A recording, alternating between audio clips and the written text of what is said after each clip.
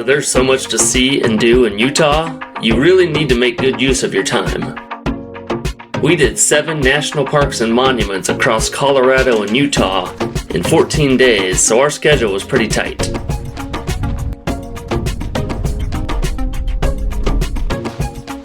This is the 7th video in that series.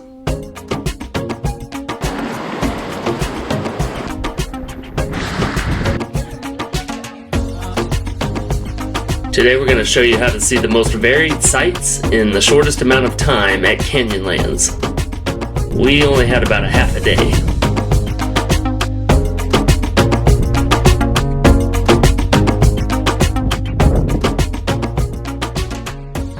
We made it to Moab.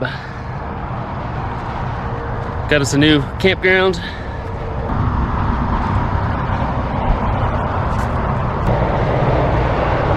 As a tarantula. I think that's a spider home. It's tarantula mating season and we've been looking for tarantulas.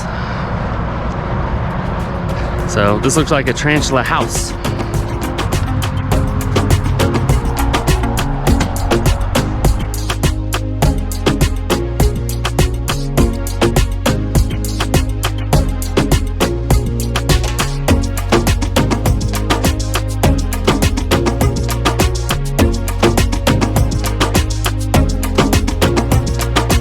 When you first drive in, you will see the Visitor Center. Shafer Trail Overlook is just 1 mile away, and I recommend that as your first stop. This overlooks the Shafer Trail, also known as Shafer Canyon Road. In Moab, over twice as many people go to the Arches National Park than Canyonlands. But Canyonlands is actually way larger. In fact, Canyonlands is the largest national park in Utah. It's so big, it's divided into 4 distinct districts. This district is the most popular, and it's called Island in the Sky, and it's what I recommend if it's your first time here.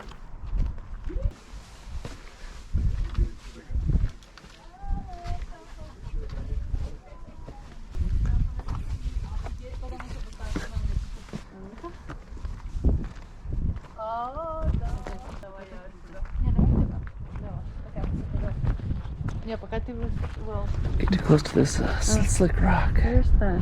Oh, there's Shafer Trail. Yep. Doesn't look that bad. No, I didn't think it was. Oh, it's 2A? It's good, I guess so.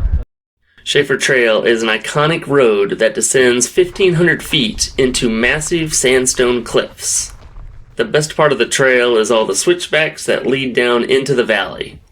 You will definitely need a 4x4 on this trail. We had every intention of doing this trail, or at least part of it, but we didn't have enough time since we were out all morning 4-wheeling and UTVs at Hell's Revenge. We will definitely do this trail next time we go back. The next stop is Mesa Arch Trail. It is a very short, easy hike. It's just over half a mile total and one of the most popular attractions at Canyonlands. This is the Mesa Trail at Canyonlands.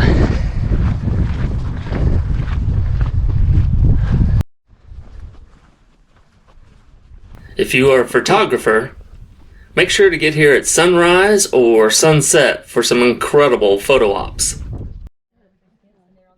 Here you will see the Mesa Arch, and it makes the perfect frame to see a spectacular view of Utah. This is called a pothole arch because it was formed from standing water that slowly eroded the sandstone rock.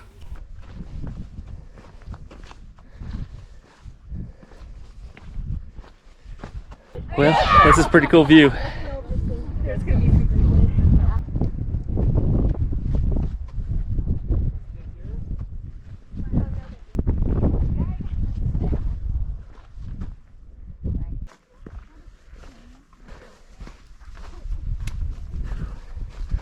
That's scary.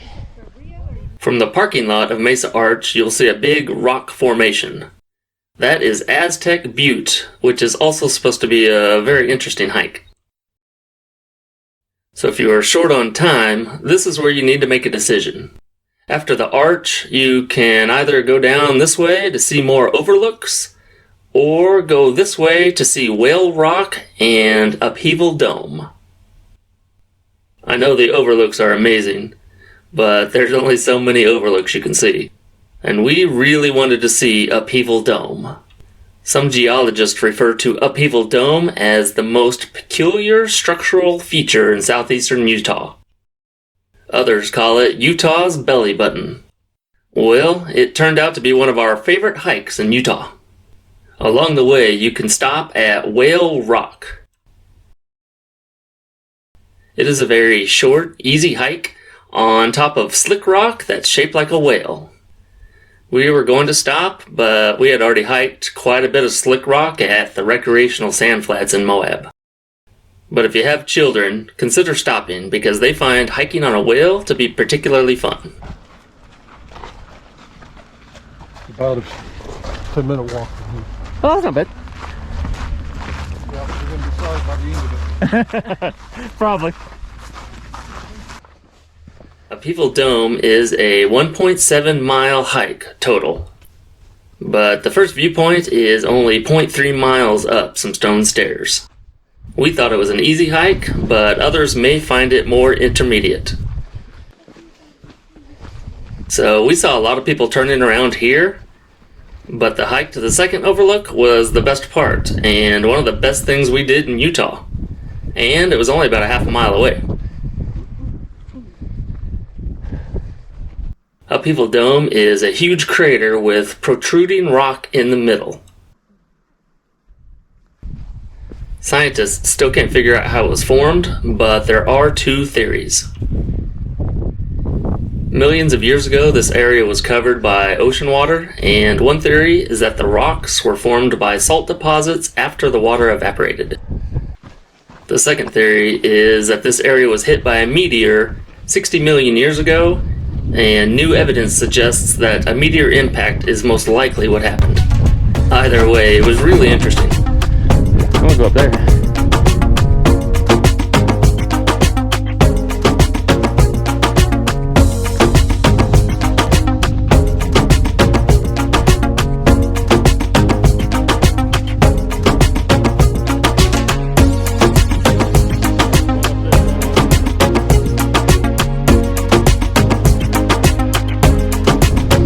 I don't know about that angel's height.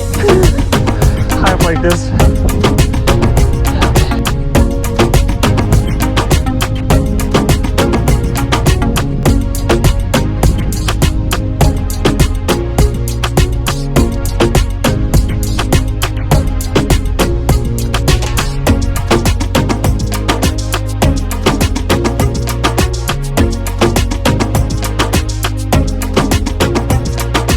It says it's supposed to take an hour. It'll take us 15 minutes? No, it says it's take an hour and a half to get here.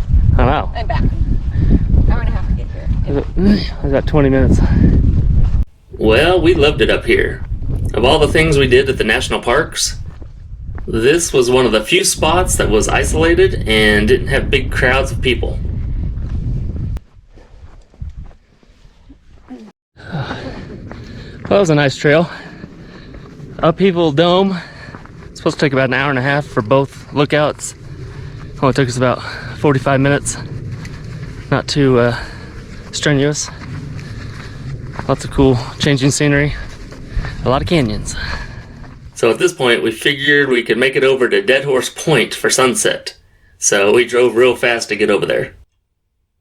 Well, not this fast, but fast. Dead Horse Point is a state park, and it's basically on the way out of Canyonlands. It's a must-do if you manage to get there at sunset.